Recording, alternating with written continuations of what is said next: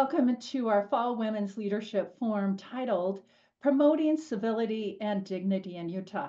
I'm Dr. Susan Madsen, founding director of the Utah Women in Leadership Project, and I'm also the Karen Haight Huntsman Endowed Professor of Leadership in the John M. Huntsman School of Business at Utah State University. And of course, I'm the host, if you've joined me today, and will be the moderator of this conversation today. This event furthers the mission of the Utah Women in Leadership Project, which is to strengthen the impact of Utah girls and women. We serve Utah and its residents first by producing relevant, trustworthy, and applicable research. Second, creating and gathering valuable resources. And third, convening trainings and events like this that inform, inspire, and ignite growth and change for all Utahns. And I want to thank the John M. Huntsman School of Business and USU Extension for their sponsorship. Now, at a time when respectful dialogue and understanding are really more essential than ever before, I wanted to have a panel that was dedicated to the topic of fostering civility and dignity across Utah, across the United States, of course, but across Utah specifically. And civility and dignity are overall topics important to a bolder way forward. The bolder way forward aims to inspire Utahns to engage in civil discourse and make meaningful connections across differences. And to do this, we encourage Utahns across the state to focus on active listening and empathy and respectful communication, which all pave the way for creating a positive change in Utah. So I'm really excited about this conversation. Let me do a quick introduction of our two panelists and my friends. First, Tami Pyfer is the Chief of Staff and VP of External Affairs for Unite, a national organization dedicated to bridging divisions across political and cultural differences. And she is also the co-creator of the Dignity Index, an innovative 8-point scale that evaluates the level of dignity or contempt in the language used during disagreements. And prior to her work at Unite, Tami served for 7 years as the education policy advisor to former Utah Governor Gary Herbert. Tami's public service extends further, with 12 years of experience in elected office, 8 years on the Logan City Council. And I didn't remember, Tami, that you were in Logan, and then 4 years on the Utah State Board of Education. And Tami's academic background is in special education, and before joining Governor Herbert's executive team, she served as a faculty member at Utah State University. I did remember that. Therefore, she also Aggies. Yeah, she prepared future educators to work with students with disabilities, a cause you remain committed to and passionate to today, I know. And Tami and her husband, Aaron, are the proud parents of 5 children and grandparents to 16, and live in Salt Lake Valley, where they remain active in their community. Tami, thanks for joining us today. Thank you for having me. Thank you. And Becky Edwards is a longtime Utahn and a champion of women's civic engagement and political involvement. And she served as a member of the Utah House of Representatives for 10 years, representing Davis County from 2008 to 2019. And most recently, Becky was a candidate for the U.S. Senate and House representing Utah. In late 2023, Becky founded the Governing Group, a political action committee that supports solution-oriented candidates with the financial and organizational resources they need to win and change Utah's political dynamics. And Becky graduated with an MSW and an MS in marriage and family therapy from BYU. Her involvement in politics is a natural extension of her long-standing commitment to community involvement at the grassroots level. And Becky, I was reminded you grew up in Provo and currently lives pretty close to me. I'm in Bountiful, you're in North Salt Lake. She lives with her husband, John Edwards, 4 kids and a dozen. Are you still at a dozen? Right at a dozen? 12? Yep, right at a dozen. Grandchildren. And Becky has volunteered and served on boards for nonprofits and so forth. And also a few years ago served with her husband in Samoa as a humanitarian mental health missionary for the Church of Jesus Christ of Latter-day Saints. Currently, you do many things, but one of them as well is to co-chair the Utah Debate Commission. Thanks for joining us today, Becky. This is exciting. I am thrilled to be here. I can't wait for the Q&A part of this and to get some engagement from folks who are listening. Yeah, and anytime, I mean, we'll walk through, I have some questions, but lots of space to bring in questions. So you can do those in the chat, which will go to all three of us. And also you can use the Q&A function as well. So I'm going to just dive right in for both of you. And Tami, let's start with you. Although, you know, I've read your bios to the group that's listening in, I would like each of you to take a few minutes to talk about why you're so passionate about the work you're doing that really relates specifically to the topic of civility and dignity. Tami, can you start? Sure, and thank you. And it is just really an honor to be here. I just quickly, when I was working for Governor Herbert, is when I first had the chance to work with both of you closely. And the work you were doing, Susan, with getting more women in college and to graduate, and then Becky was in the legislature. Just fantastic role models on how to work across, I'm going to say, political divides sometimes, but problem solving together in such an admirable way. Both examples to me. So I'm really honored to be here. When I was raising my family, there was an issue in our neighborhood with a zoning issue, and as is the case for many women that get involved in politics, I thought, I could maybe make a difference. I'm going to get involved in here. I think there's a problem here, and jumped in and tried to solve it, and did solve it, and then that led to me, running for city council. And as I was on the city council, as time went by, I was just so.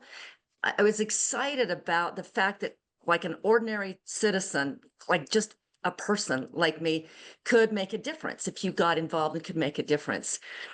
Toward the end of my last year, 7 years in, close to 8 years in, I was in the grocery store once, and an older gentleman approached me. And he asked me, he said, "Aren't you Tami Pyfer on the city council?" I said, "Yes." And he said, "I'd have bashed your head in with a baseball bat." Oh. I was shocked. And I'm using this to illustrate a point. It was at that moment when I realized things had started to kind of get really negative in politics. And I was talking to a friend about this. She says, "That's why women don't want to be in politics. You know that, right? You know that we don't want to have to be talking to these people or being, on the receiving ends." And again, this is an older gentleman, and he was just voicing, I think, his frustration the only way he knew how. But that was kind of this turning point for me when I realized that I needed to be engaged in a more proactive way to promote the positive conversations that can happen in our elected positions. It was just shortly after I left office, a few months actually, that there was an opening on the state school board that had to be filled, and I was appointed to the state school board.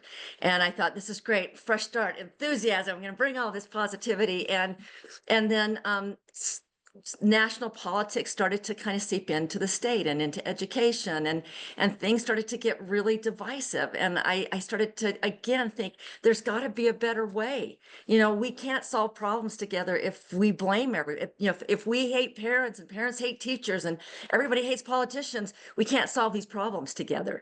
And so I tried to address all these issues that would come up in a positive way. I responded to constituents. That was always my motto, is that I responded to everyone, and started to learn some really positive things about how to do that. I also learned about what those challenges were.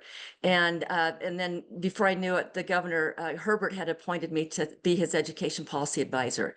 And so all of those things came into sharp focus in the governor's office. So many positive things, so many people making a difference, and so much politics turning into negative discourse. And I have to say, Governor Herbert was such a great role model for me as well.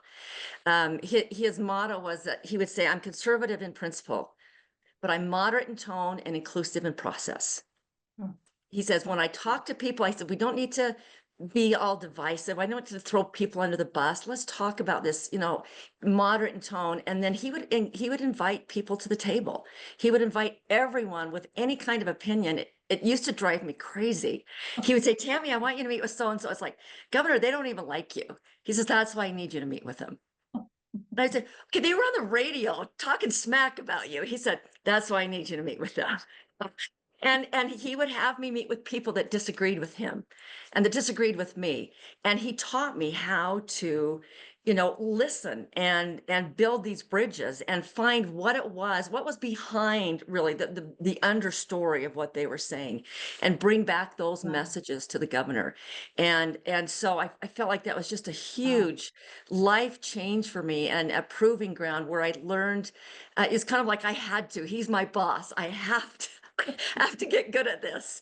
And then toward the end of his last year in office, 2020, COVID hit, and the kind of divisive comments I would receive at the city council or the state school board were nothing compared to 2020.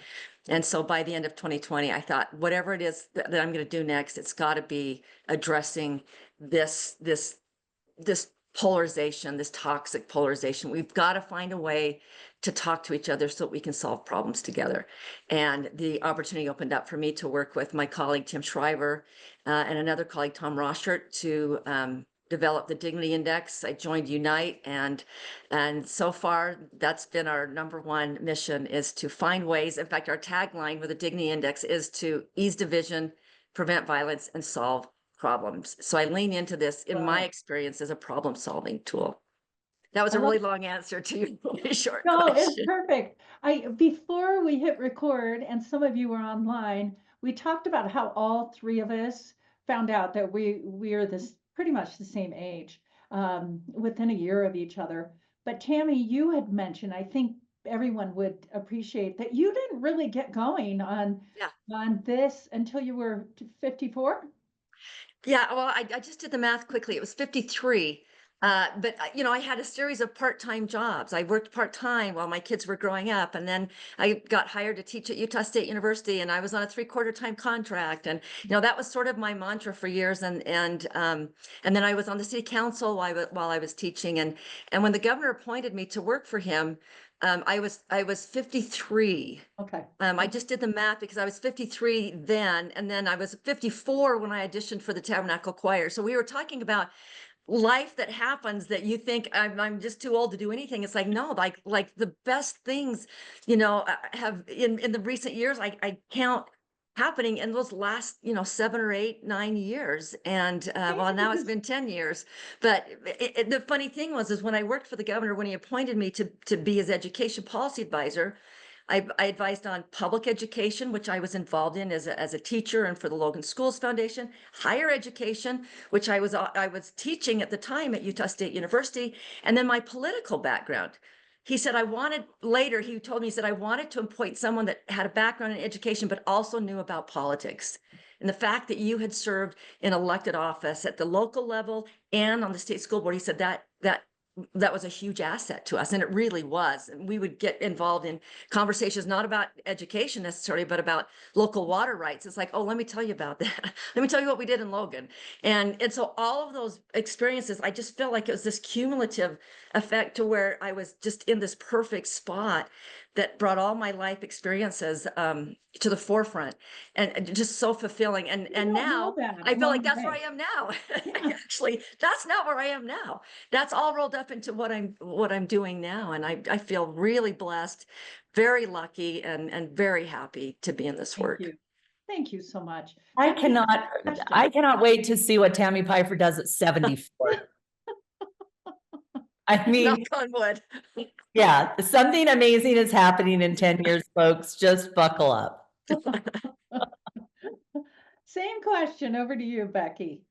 Well, for me, my engagement with politics, as you said, was just kind of a natural extension of my community work here in Davis County, and certainly as an adult, had spent a lot of my life as a full-time stay-at-home mom.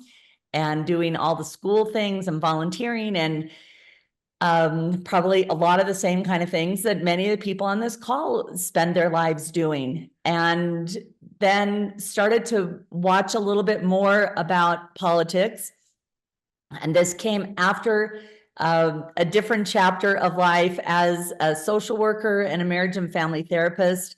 That's my professional background, and worked in that field for a long time. And as it turns out, that was an incredible background and skill set to have when I got elected, because you are in that world, you're taking dysfunctional relationships and conflict and trying to bring people together in a family setting. And in politics, you're taking dysfunctional people and relationships and conflict and trying to solve problems in a political sense. And there were so many times that I thought, wow, this is exactly like my classes at BYU. I cannot believe this. But I started my political engagement with what I like to sometimes say as righteous rage about watching what was happening in the state legislature and thinking, what are they honestly thinking? These are people who are so out of touch, and just being so furious and talking. It was about education issues primarily, and talking to my family about this, and, you know, some complaining, I guess, to the point where my two youngest children, who were still at home, finally said to me, you know, you should do what you tell us, stop complaining and do something about this. And so sort of, I just said, you're right, I will, I'm going to run for office, not knowing anything about what that process was. I literally didn't even know the state legislature got paid. I didn't know we had a free soda machine in the back. I mean, so many things that I learned through the process. But what I mostly learned was that there were a lot of people in every setting who were really willing and able and wanting to be mentors and helpful, and, you know, shining a light up ahead and being very, very useful for me in my journey. So that when I finally was elected and started my first legislative session in 2009, I was in a position to start to build relationships of trust with all of my colleagues, and very quickly saw that in that setting, one difference of opinion on one issue did not mean that was a cutoff of that relationship. It just meant because you would be aligned on another issue. And this ability to really stay focused on solving problems and leaving the personal out of that with your legislative colleagues was so critical. And I found this over and over. And one example of this was that I had a colleague at the time who I think probably voted no on every single one of my votes, every single one of my bills, I mean, for like 10 years. And I just knew that this was always the case. But that did not get in the way of me developing like a genuine, nice relationship of friendship with this colleague. And to the point with that, my last year, we had a kind of an important resolution around climate. It was acknowledging climate change, and I wanted to make sure that by the time this session began in January, that I'd done all of my homework, I'd gotten all my votes in place, because this is what you finally learn after 10 years. You don't wait till January to do that. You're doing your homework in advance. So I worked with this this is like a kind of a nice shout out to Cache Valley here today, but worked with an amazing group of high school students who had been mentored by their own former teacher, Jack Green. Yeah, exactly. And others up there in Cache Valley who were just amazing. And this group of students had come down with some language on this resolution, and we were able to work together and finally got it to a place that I thought it could maybe pass. But I started in May shopping this around to my colleagues, and I started it with the people that I knew would hate it the most. So it's sort of a Governor Herbert approach, because he was the governor I was serving under, and I was watching this too, thinking, wow, this is really an effective way to get things done. And I remember sitting down, this colleague I'm mentioning was the very first person I talked to with this. And I said, Representative so-and-so, I want to walk through this with you. I want to know what we left out, where we went too far, what we're missing. Because I know that in the past, you voted against anything like this. So what are we missing? So he looks at it, and like 30 seconds in, it's not very long, it's maybe 3 pages, but 30 seconds in, he puts down his pen. He said, Becky, I can't vote for this. And I said, why not? You have page 2 is amazing. Turn the page. It just gets better. And he's like, no, it's not that. It's right there in the title. And we don't even write our own titles. The legislative attorneys write the titles. And said, what's wrong with the title? He said, well, it says climate change. I'm like, well, yeah, because that's what it's about. And he said, well, you know, that's not real. And I said, well, I don't actually know that it's not real. And I'm not sure that you know it's not real, because look what's happening in your county, you're part of the state, and this. And he said, well, that's not climate change. That's actually just our changing climate. So I had a moment there, and I thought, how married am I to those words? How committed am I to trying to build an alliance here and respect where that person's vision of this issue is, and also to actually get something done and work in a collaborative way. So I took out my red pen, scratched out climate change, and wrote changing climate. And he looked at me and said, oh yeah, well, the rest of it's great. Thanks a lot. You have my vote. And I did that over and over and over. And other people had more substantive changes and suggestions, and lots of red scratching back and forth. But by the time we got to the legislative session and we took the vote on that bill, this ended up being the first piece of legislation anywhere, especially anywhere in a red state in the country, that acknowledged a changing climate. And it was because of a commitment to, not just from me, but from other colleagues as well, who were committed to building relationships of trust and being solutions oriented. So when my time in the legislature was up, this was my commitment to help elect other good people to office, people who are committed to governing and solutions oriented and doing this in the right way so we can continue to have productive conversations. And I founded Governing Group in December of last year, and we had our first set of primary and general elections, and have really feel privileged to have helped a lot of people, good people, get elected, who I think are committed to the same thing. So I feel really optimistic about that. Thank you so much. What a good story. And that was in the chat as well. So I want to move us forward, and want to give each of you a little time. And Tami, I'll start with you again. And you're going to tell us, a bit about the Dignity Index. And I know you're just going to go quick, and there's opportunities for others to have longer sessions with you, and Sure. And we can put that out there. But one thing I want to acknowledge, you're doing a lot within the political space, but that Dignity Index, isn't it good for family, education, business? Yeah. Actually, so we designed this tool when we started in the political space. So we read this book by Arthur Brooks called Love Your Enemies, and he talks about, toxic polarization. And while we were reading that book, we were reading another book by Dr. Donna Hicks, who's an international conflict resolution specialist. Her book was on dignity. And Arthur Brooks is saying, if you want to solve polarization, you need to solve the contempt problem.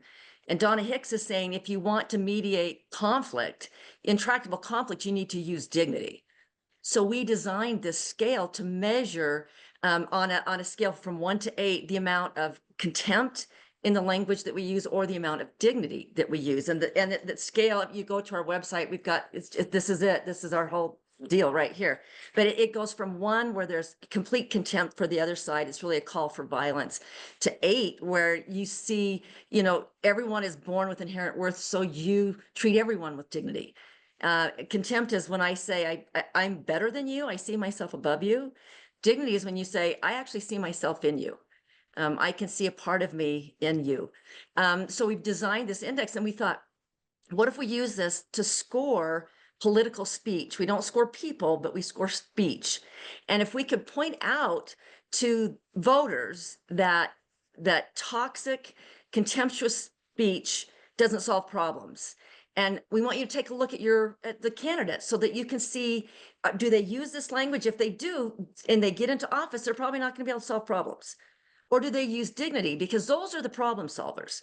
So we did a pilot in Utah in the fall of 2022, and we pilot tested this as an instrument. The University of Utah helped us. We had undergraduate and graduate students that coded the speech for us. And a couple of weeks in, people were going, I don't know about politics, but can you speak to the Chamber of Commerce? Can you come and speak to my refugee support center? You know, can you come and speak to my business? And I would have people that would come up to me after a presentation and say, I think I need to speak differently to my husband.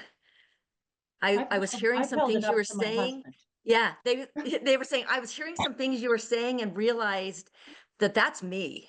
Yeah. And so in our work over the last 2 years since that pilot, we still use it. We scored political speech during the presidential campaign, but our work is, by and large, I would say 90% of our work is on higher ed campuses.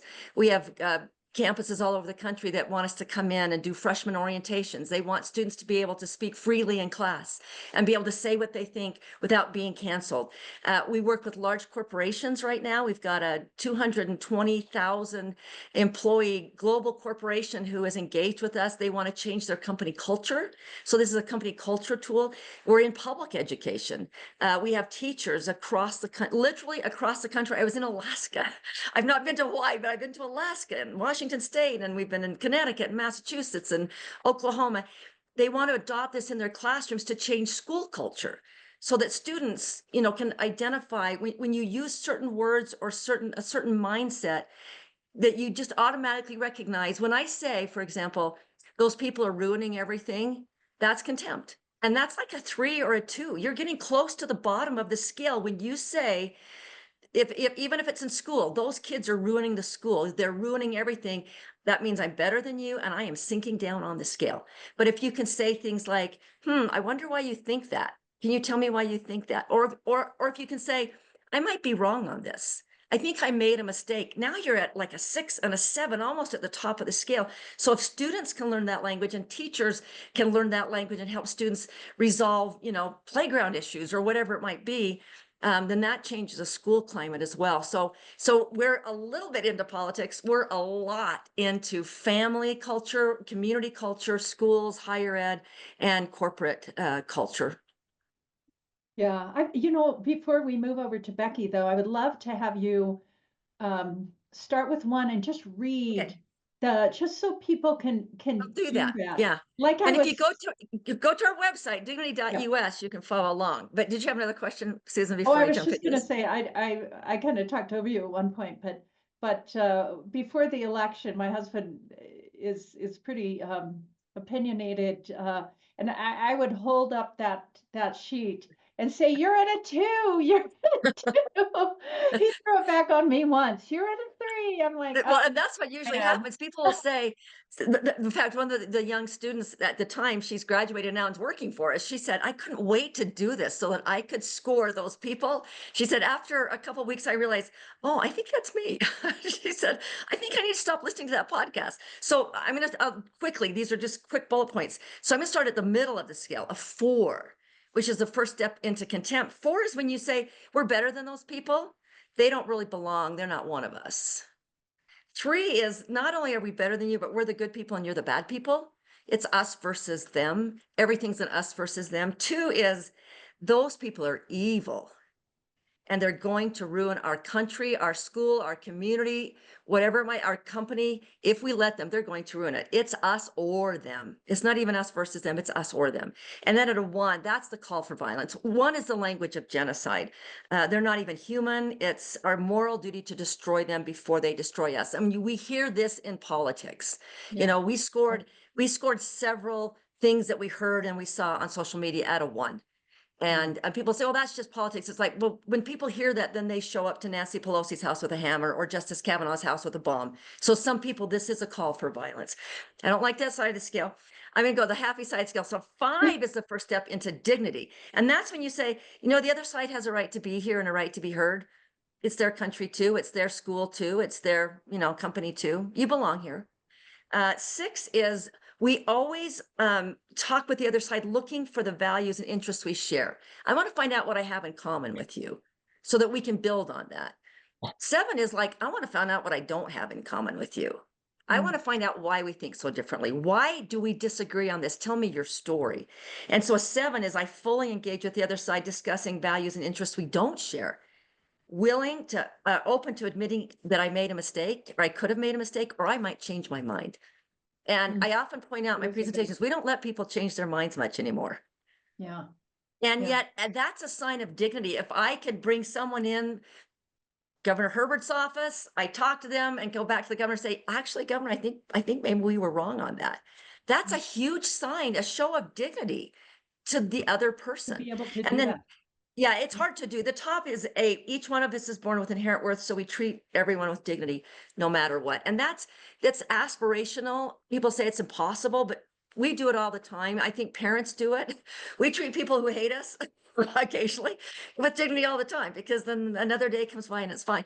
Bishop Desmond Tutu has a beautiful quote about this in his book on forgiving. He said, I've talked with child soldiers who have committed acts of nauseating depravity. And yet I see in them a mirror of my own humanity.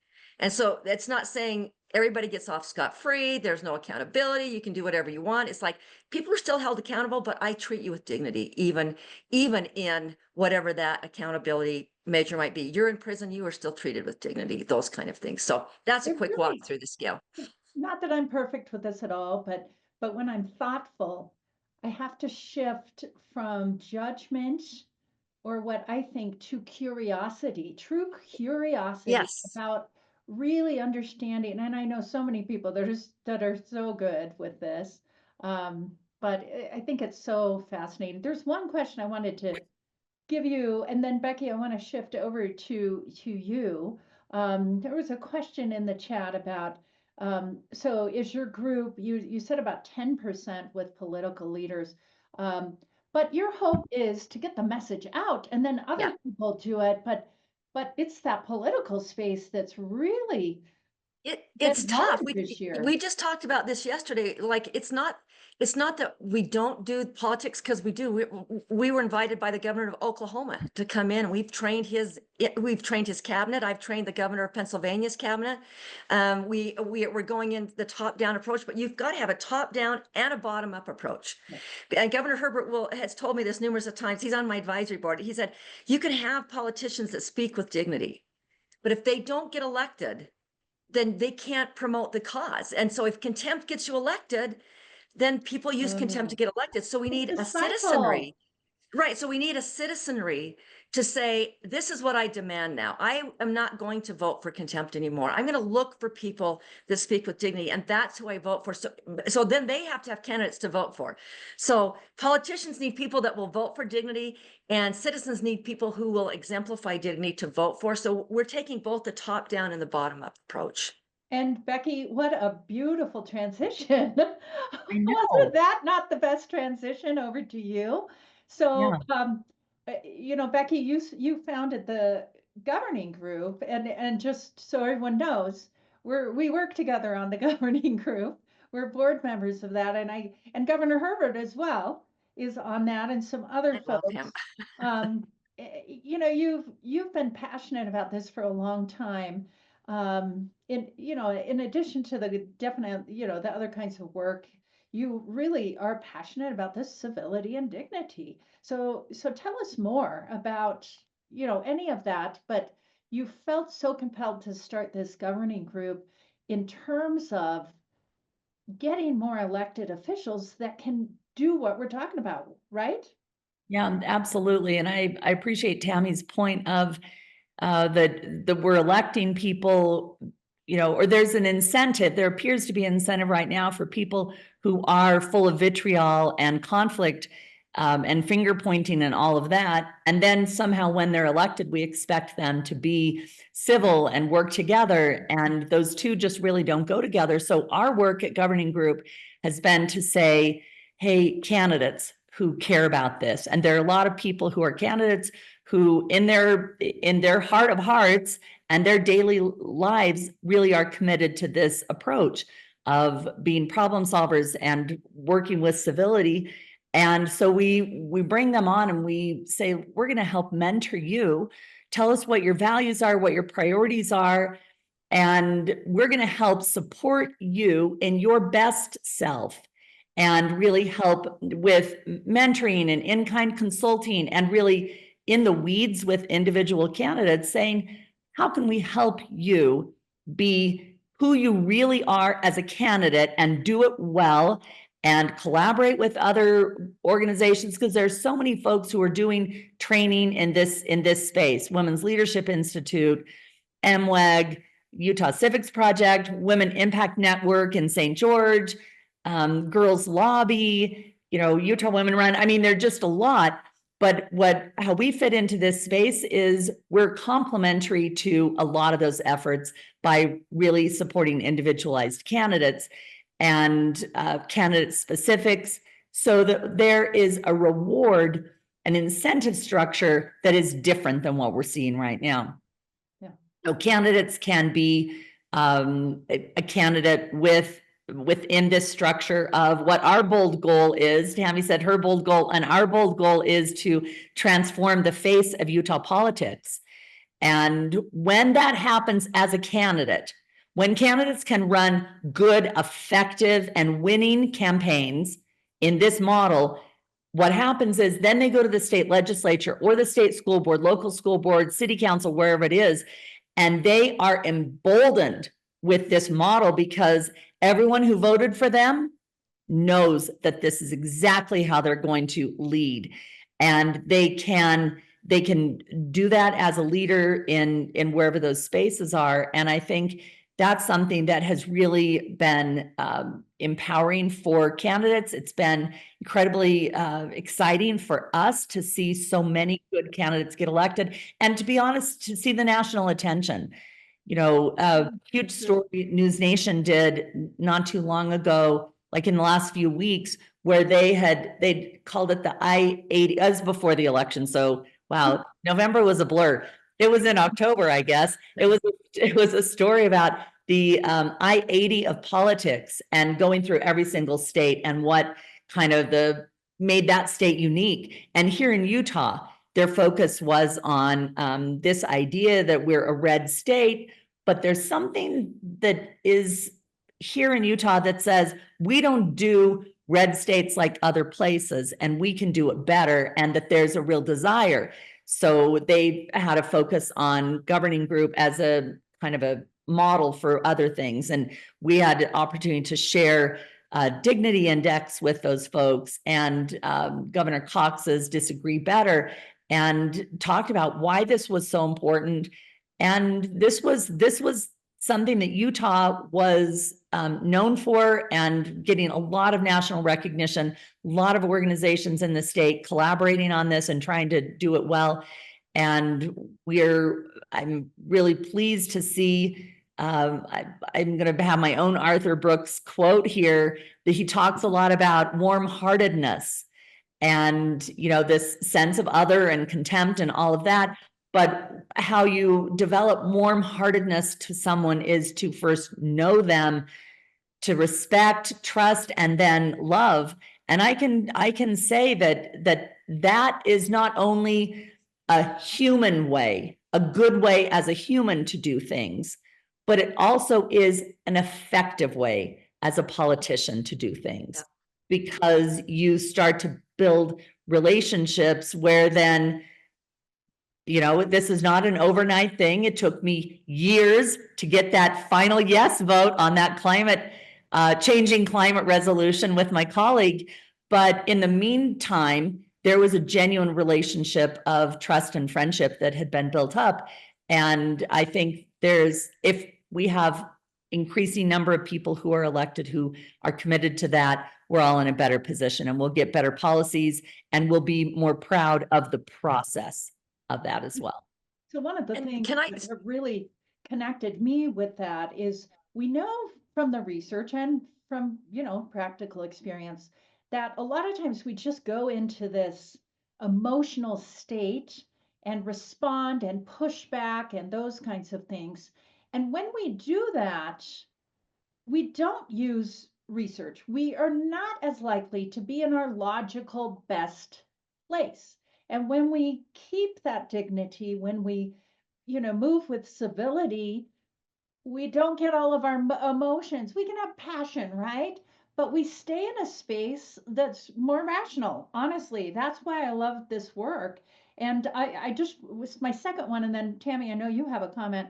I don't want to forget here that all of the attention is on the efforts that we have to move forward, not that Utah's perfect. We have a lot of challenges in our state, but there are efforts that really, and we have some good things, but there's a lot of work for us to do. Hence, we're so glad that you have the governing group. Tami, you had some comments. Well, I was just going to say, Becky was such a great example of this in the legislature, because when you talk about building relationships and being able to build those relationships so that you can work together, I think that's such, I think women embody the ability to do that. I think it comes naturally to women more than men. I maybe shouldn't make that comparison, but I think it's just kind of part of what we do, or to navigate. If you've got 5 kids, like I have 5 kids and the grandkids, you're navigating these relationships all the time, as a woman, as a mom. And I think it comes more naturally to us, which is why we should have more women doing this in elected office. And when I would watch, when I would watch Becky at work, I was amazed at how much she was able to get done because of those relationships she had. And she didn't speak ill of people. She didn't, after a vote, I would never see her off on the side going, oh my gosh, those guys are killing me, or rolling her eyes. Like, she just never did that. You did And that in it private, was like only private, right, Becky? rolling your eyes, by the way, is like a 4. The Gottmans, Dr. John Gottman tells us, if you start rolling your eyes, you're at a 4. You're starting into the contempt side. But I think that if women could see the power that they have with a lot of these things that I think are innate to our character, or innate really to our gender, if they could see the good that they could do by now applying that into politics. And that has been one of my goals with a project I've worked on this year, is to take the Dignity Index and apply it to women in politics. I think it'd be really eye-opening for them to see. I spoke at an event and Becky was there, and my 2 daughters were there, who were just they were emotional, and they're going, can you get a picture with us and Becky Edwards? One of them said, I changed my party affiliation so I could vote for Becky. And it's like, yes, let's just go to, no, like right now, we could get a picture. I said, yes, we can get a picture with Becky Edwards. So I've got this really beautiful picture with Becky and my daughters, but the role model that she was, and we all have that capacity. It takes practice. Becky, it took you years. I'm still not quite there. I apply the index to myself every day. I look back at some of the things, people that I talked to at the legislature, interactions I had, and I was not on the dignity side of the scale. And I try to do better. And I have a different framework now, but the women on this call, I cannot state strongly enough how much we need you. And we need to have you sitting in those seats of power in political office. And Becky, you're just going to say ditto, right? Yes, I'm going to say ditto and amen both. Yes. Oh, I like amen a little bit better. So for those listening in now, please send some questions. I've got plenty myself, but I'll be watching those now. But to both of you, as you think about the Dignity Index, but also just challenging ourselves to move up that index, to be more civil, to listen better with curiosity. It's actually, so part of my background of of course, is development, developing leadership, developing people. It's a process. We can't just like give them a list and say, do this. It takes habit changing. We're changing our habits. So is Unite, are there other resources? Are there things to help longer term development for people that really want to get better? And I think it all relates to being a better human, to being a better human being. Um, so Tami, any thoughts? Yeah, we've started to develop some resources, and I am glad that Becky reminded us of her background in social work and marriage and family therapy, because a lot of the work that is in this field of bridge building is based on marriage counseling, and is based on seeing the good in the other side and resolving conflicts. So we actually lean into the work of the Gottmans, and we quote some of their sources, and they have materials, that we send people to. But on our website, we've started to collect some resources, and we will be actually releasing some new resources in late January. February, we'll have a Coursera course that people can take. On the back of our card that's on the website, we have like really quick, short skill builders. Be curious, not furious. Learn to hear, or listen to hear, not respond. Don't be thinking of all the things you're going to say. Just breathe and listen until everything is done, and then think about what you're going to say. We talk about challenging ideas and not attacking people. So we have some quick things, some quick skill builders, but we also are going to have some courses available, just online courses. And there's a lot of videos that we have. People will say, but what if those people really are ruining the country? Now what? And so we walk people through, what does that look like to challenge someone? How do you hold someone accountable and do it with dignity? We've got a quick, 3-minute video on our YouTube channel that talks about how you do that. And there are ways to do that. When in the pilot project I told you about, we were scoring speech, and one of the candidates are for federal office. I actually called a colleague and said, okay, I'm that person, because I do think they're ruining the country. And they walked me through. It's like, okay, what is it? What are the decisions? What are the actions? What are the outcomes? Talk about that. Talk about the vote that they took. Talk about why that's hurting your community. Talk about those things. And then you start to build a bridge to say, I want to work on this with you, or I'm pushing back on this.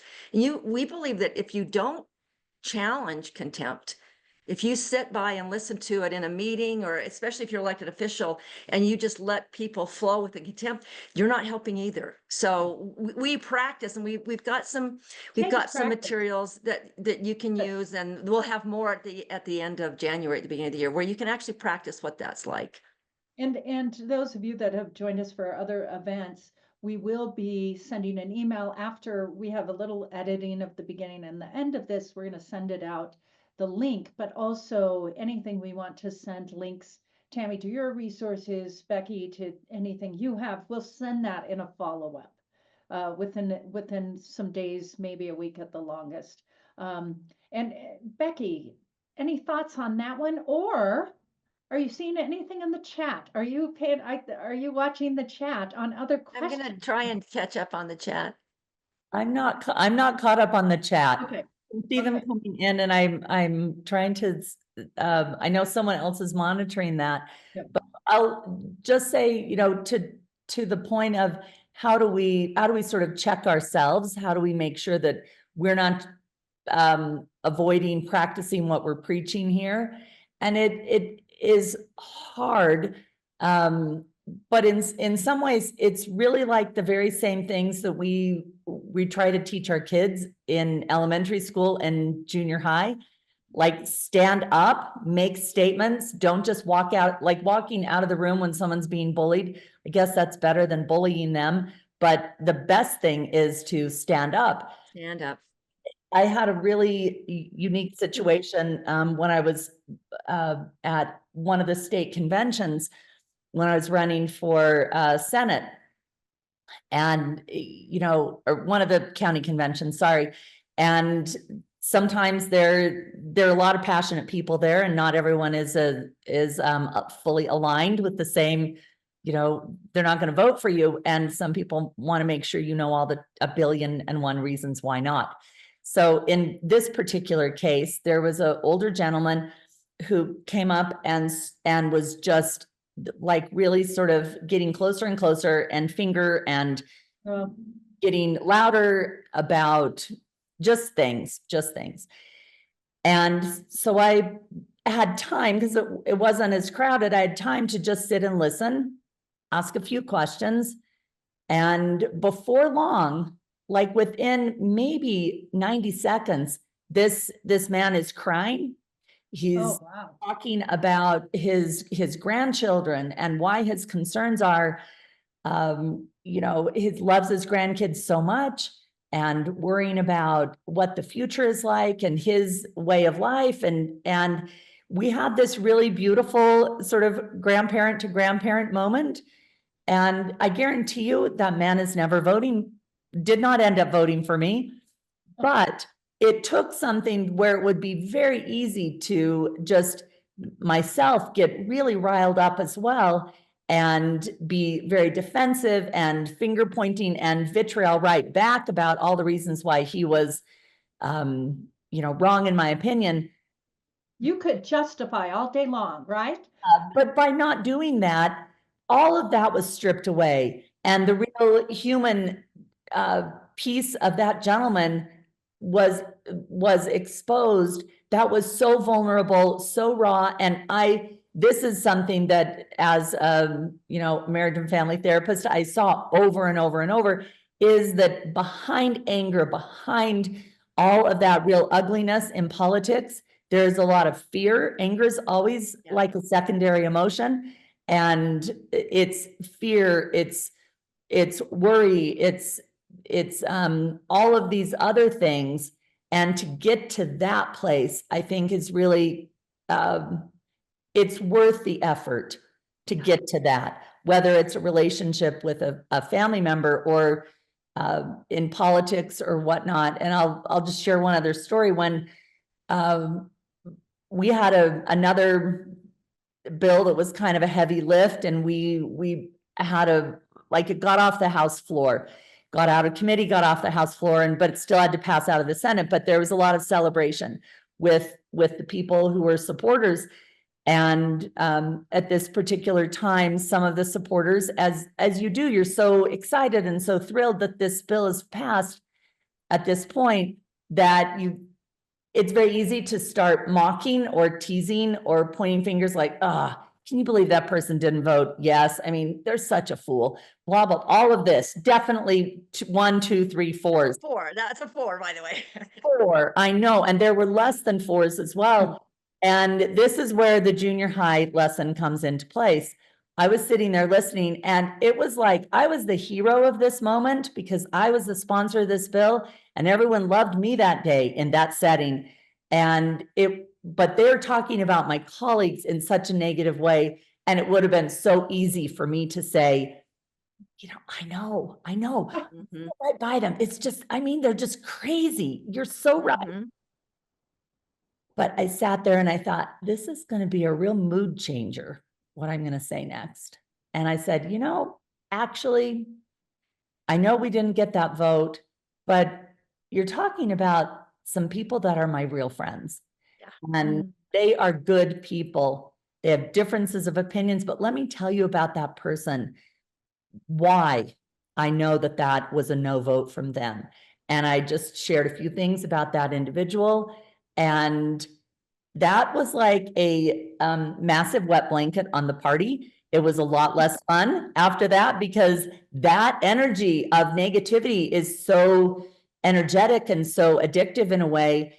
And to then be the person who's like, no, we're not going to do this. We're going to have our votes and pass this bill, but we're going to do it in a better way. I didn't even know dignity index then, but that cycle of that's a 7. Becky, you just described a 7. So that's when you can, in fact, we have a scoring guide that's just on the website too, but when you can stand up for someone from the other side, knowing that it's going to cost you membership or belonging on your side, that's specifically spelled out. That is a 7. And that's a high level of dignity. And then the behavior that you described too, of talking to that gentleman and finding out, listening to him, why does he feel so differently? that's also 7 behavior. And it's just, it can change everything. It might not change the vote, but it changes your heart, and it changes the way you approach that problem the next time. And Yeah, just absolutely. real quick about changing. So I've studied individual change, how you change yourself for many years. Anyway, one of the strategies is to challenge yourself in a relationship to just respond in better ways, by asking questions. Becky, you were describing just even small words and that show you're listening can change things. But then stop and give yourself credit for that silently. Just say, okay, I did that. I did that right. I'm going to try it again. And then move forward. Just even with one of your kids, a teenager, like you can practice on your kids. Can't you practice on your kids? Not just a teenager. Can I just say adult kids? But practicing that, sometimes we say, I can't do this. I can't listen to this, but practicing. So I'm getting motivated to practice with a couple of mine. So there you go. Susan, can I respond to one of the questions in the Sure. chat? Because it's a question we get a lot, and I'm going to paraphrase it, but people will often say, look, you just want us to give in. You want us to be nice, give in.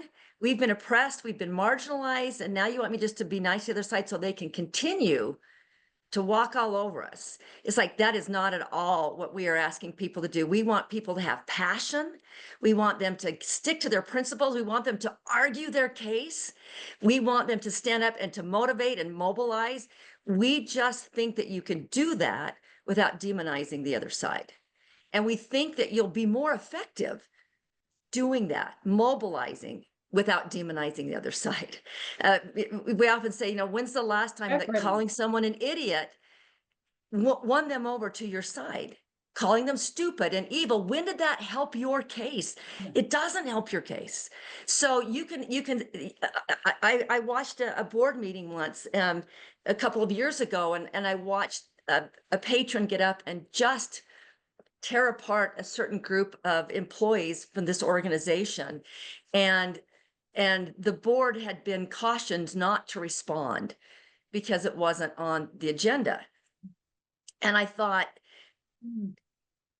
you need to respond, right? You could respond. You can't be that bystander.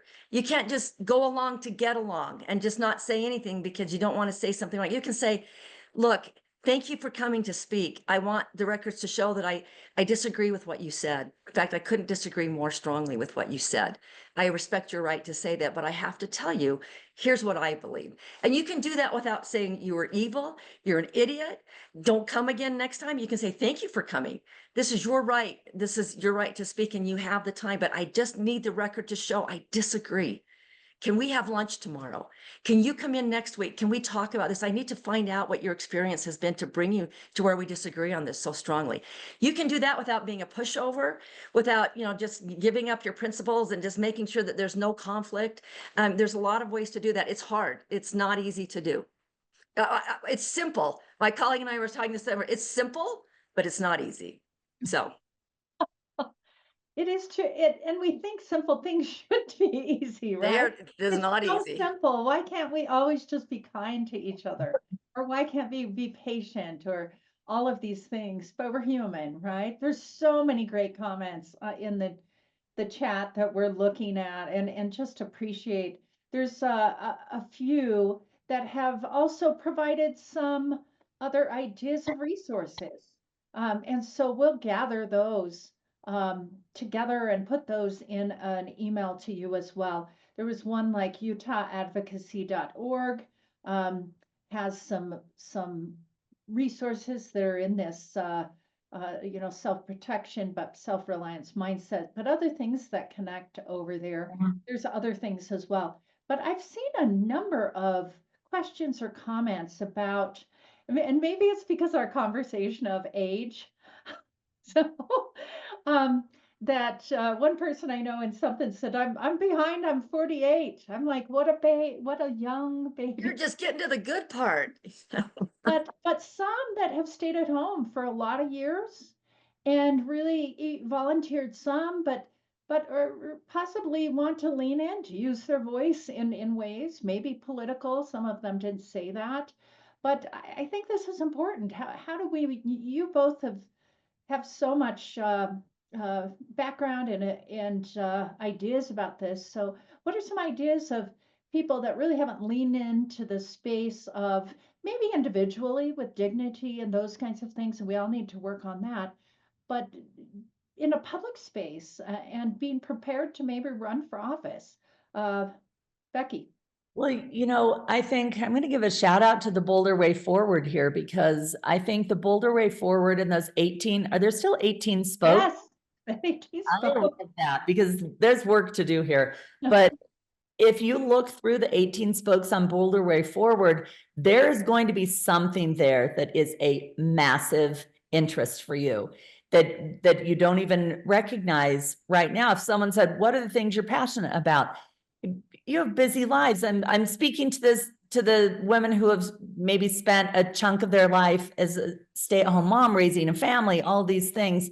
And you've got things that you're interested in. But if you look at those spokes, you'll see a million things. You're like, oh, actually, I do care about that, or that's something that's really interesting to me.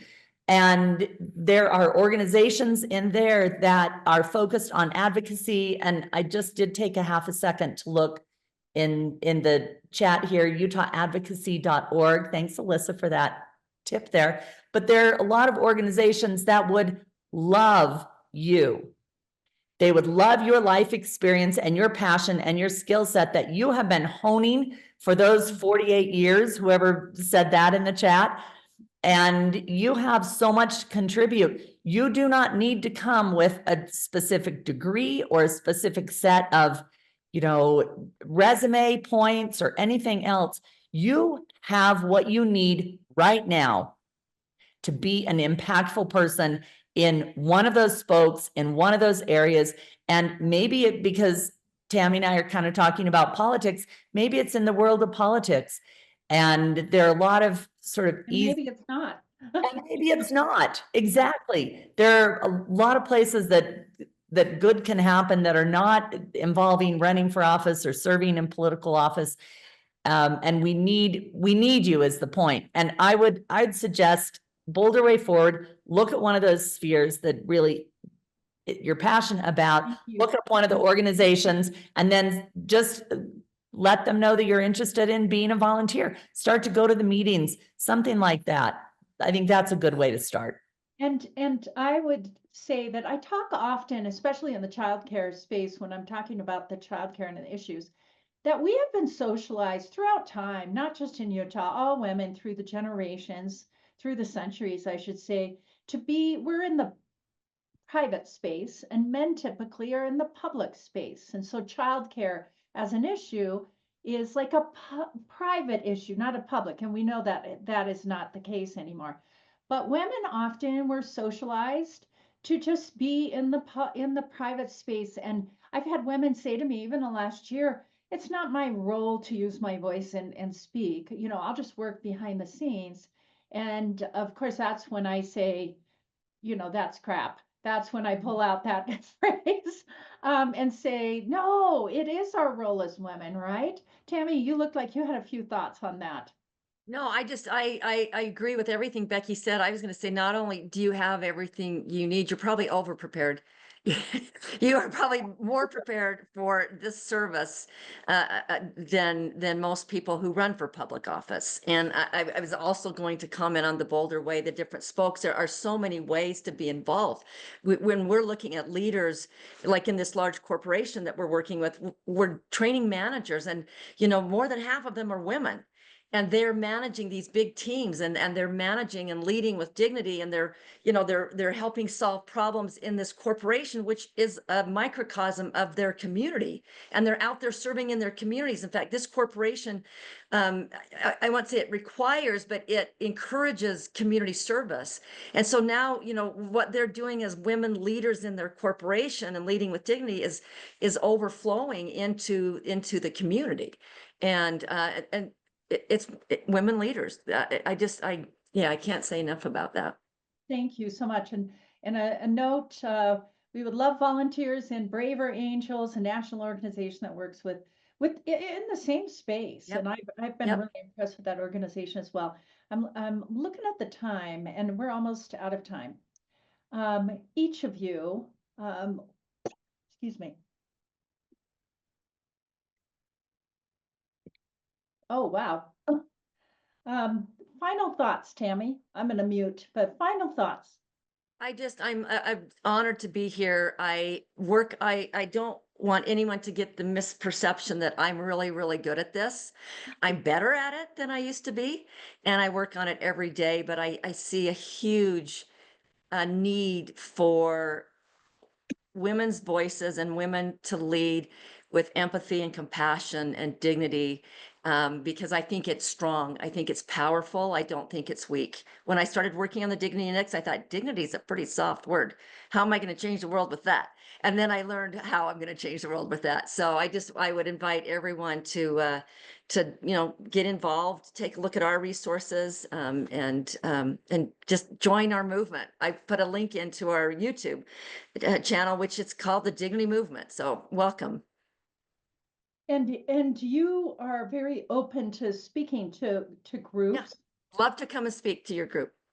So like if someone was in a town and got a group together, how many people do you like to have to? I do virtual, I can do some virtual, events. And then depending on where it's at, I've been invited to speak back to St. George again. And so I try to find other groups that want to do something similar and piggyback, a little speaking engagements on top of that. Excellent. We'll put some of those links again in the email. I think Becky, final thoughts. I just want to leave this conversation with my belief of good days are ahead. I have such optimism for the state of Utah, for mostly the reason because I've actually spent a fair amount of time traveling around the state over the past few years and have had the tremendous privilege of meeting amazing women who are doing great things in their communities. One of the very first people who joined this chat or this meeting, I'm not sure if she's still on or not, is a woman from Cache Valley, Lisette Villegas. And I don't know if you're still on, Lisette, but she is an amazing woman in the Hispanic community up there who did so much good work during COVID. And I just happened to meet her during, the Senate race, and I was volunteering in they were having some kind of a festival of some kind in Logan, and we were doing volunteering as a campaign team in the art kids area. So like a tent, art kids tent. And Lisette came through with her kids, and I just got talking to her while the kids are painting, and we're both in, aprons and talking. And she was asking her, tell me about what's happening in the community. And she shared her life experience and her work with me in such an inspiring way. And I learned so much from her. And I'm sure if you asked her or any woman, we're very, very anxious to say, oh, I'm just whatever. Or, this is probably nothing. So true. We all know how we start sentences like that. But that day, Lisette made a huge impact on me, and I learned so much from her, and really ended up being a wonderful friend. Even though I haven't seen her for a few years, I have such respect for her. And I know that very same kind of work is being done by amazing women who are dedicated to these very same principles and are doing it in their daily lives with their families and communities and in so many ways. And I'm grateful. I want to leave you with my gratitude for what you're doing and my encouragement to stay with it. It's hard, it's simple, but that doesn't mean it's easy. I love that. That's a really good way. And stay with it because we need you and we really love you. Thank you. I love that. Thank you to both of you so much. I appreciate both of you coming on. I appreciate all of you staying on and listening. To everybody else, again, thank you for joining us, and have a wonderful day. Thank you. Thanks, everybody.